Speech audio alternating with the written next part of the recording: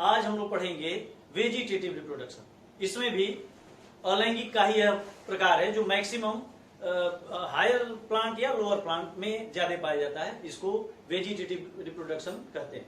Vegetative reproduction भी दो तरह का होता है। एक होता है नेचुरल वेजिटेटिव रिप्रोडक्शन जो जंगलों में बागीचों में अपने आप होता रहता है, और दूसरा होता है आर्टिफिशियल वेजिटेटिव रिप्रोडक्शन जिसमें किसान या वैज्ञानिक या कोई भी व्यक्ति जो चाहता है कि हमको इस प्लांट से जल्दी फूल चाहिए, जल्दी से जल्दी फल चाहिए, तो वह आर्टिफिशियल वेजिटेटिव रिप्रोडक्शन वाला प्लांट लेता है। अब आप कहेंगे ये कैसे? तो उदाहरण देता हूं। आज से 20 साल पहले आम की गुठली, कोई आम अच्छा लगेगा आपको, आम की गुठली ले जाते थे, जमीन में गाड़ते थे। वो 6 से 8 साल बाद उसमें से मोजरे निकलती थी, उसके बाद उसमें फल लगते थे। यानी 8 साल तक आप इंतजार करते थे, खाद पानी देते हैं और समय भी आपका एक्स्ट्रा लग रहा है, तब जाके फल मिल रहा है। अब क्या है, अब साइंस इतना डेवलप कर गया है कि अब नर्सरी में किसी जाएं और कहेंगे भाई हमको आम का पौधा चाहिए, वो कहेगा ये ले जाइए और अगली साल इसमें से क्या करिए, फल प्राप्त करिए। आपका उतना टाइम भी बीता, श्रम भी बचा, ये सब चीज बचा भी और जल्दी से आपको क्या हो गया, फल मिल गया। तो यह सब संभव हुआ है आर्टिफिशियल वेजिटेटिव रिप्रोडक्शन से। खैर, दो प्रकार का है, नेचुरल और आर्टिफिशियल। अब हम बात करेंगे पहला अपना नेचुरल वेजिटेटिव रिप्रोडक्शन। जैसा कि जंगलों में आम होता रहता है, इसमें किसी भी तरह का मनुष्य उसमें दखलंदाजी नहीं देता। अब इसमें पहला है तने द्वारा, दूसरा है जड़ द्वारा, तीसरा है पत्तियों द्वारा और चौथा है बड द्वारा। इनके द्वारा प्रकृति में पेड़ पौधों के इन पोर्शन से हमेशा लगातार नए नए प्लांट बनते रहते हैं।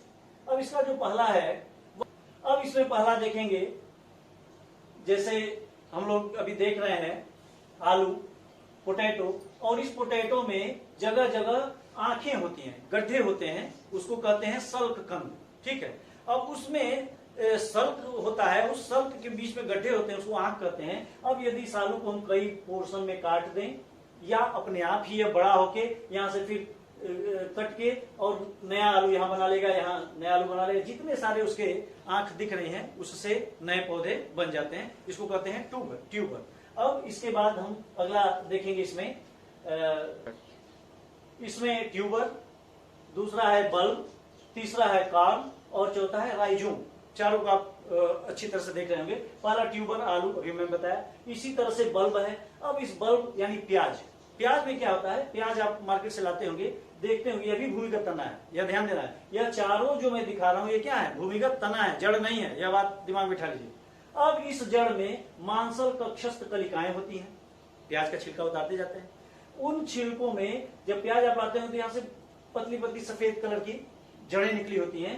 अब वह क्या करेंगी कि यदि प्याज को ऐसे ही गड़ा रहने दिया जाए तो वहां से नए नए प्याज के जो ये बल्ब है, नया प्याज का जो पौधा है वह नया क्या हो जाएगा, डेवलप हो जाएगा। इसी तरह से कार्न में, लहसुन में भी ऐसा देखा होगा। लहसुन में यहाँ पे कई सारी कलिकाएं होती हैं, ऐसे जैसे हाथ इकट्ठा हुआ है ऐसे इकट्ठा रहती है, एक एक कली आप निकालते हैं।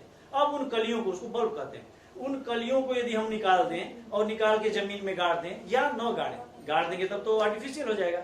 यदि वैसे ही छोड़ दें तो इनसे हर कली से, एक एक कली से, यहाँ जड़ निकल रही है, एक एक कली से एक एक पौधा बन जाएगा। एक लहसुन गाड़ के उसको आप छोड़ दीजिए, भविष्य में देखेंगे कि एक तो डंठल निकल रहा है ऊपर की तरफ, फ्लावर भी लगता है, लेकिन एक साल छोड़ देने के बाद कई जगह से अलग अलग पौधे निकल जाएंगे। इस तरह से इनका वेजिटेटिव रिप्रोडक्शन होता रहता है। अब आगे हम चलेंगे, इसके बाद देखेंगे नेक्स्ट, तो यहाँ पे स्पष्ट दिख रहा है कि यहाँ पे आंखों जैसा दिख रहा है।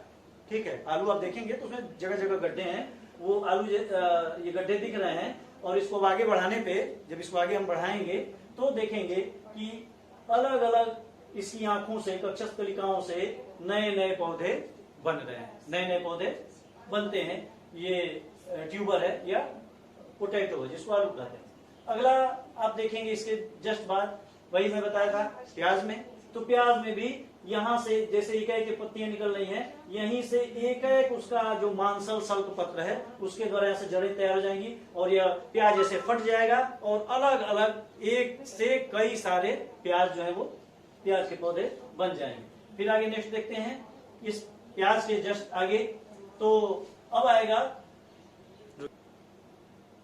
अब इस प्याज के बारे में जैसा कि अभी बता दिए कि इसमें मांसल जो कक्षस्थ कलिकाएं हैं, मांसल सल्पत्र हैं, उनसे नए नए पौधे बन जाएंगे। और अगला है, जैसे लहसुन स्पष्ट दिख रहा है, प्याज दिखा था, ये है अदरक। अदरक में भी ऐसे ही गांठों से, उसके गांठों से नए नए पौधे डेवलप कर जाएंगे। एक अदरक लगा देंगे, यदि एक तना निकला हुआ है तो कुछ समय बाद अगल बगल से जितने भी उसके नोट्स होंगे, उन नोट्स से नए पौधे बन जाएंगे, नए नए पौधे बनते चले जाएंगे। अब चलिए,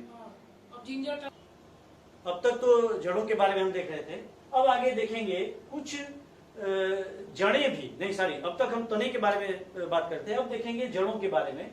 जैसे स्वीट पोटैटो, शकरकंद, ठीक है, इसमें भी एक ही जड़ से तमाम सारी नई नई ब्रांचेस निकलती हैं और वह नई ब्रांच नए प्रकार के जंगल, जैसे डहेलिया है, डहेलिया में भी आप देखेंगे गुच्छे जैसा बना होता है। डहेलिया यदि आपने कभी देखा हो पौधा, उसको गमले से निकाल के तो गुच्छे जैसा बन जाएगा। एक हम गांठ जैसा जमीन में गाड़ते हैं, गमले में गाड़ते हैं, कुछ समय बाद कई सारी गांठें निकल गई और उन गांठों से नए नए डहेलिया के पौधे जो है वो विकसित होते रहते हैं। चाहे वो शकरकंद हो, चाहे डहेलिया हो, इनमें जड़ों द्वारा वेजिटेटिव रिप्रोडक्शन होता है।